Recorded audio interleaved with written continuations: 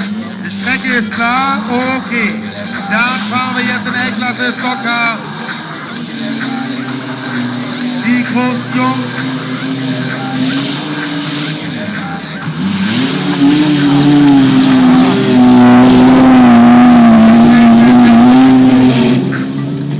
Mit dem 6-Zylinder BMW vor dem BMW 535 Kombi und einem BMW 320i, auch ein 6-Zylinder, aber lediglich die kleinste 6-Zylinder-Variante, nämlich der 2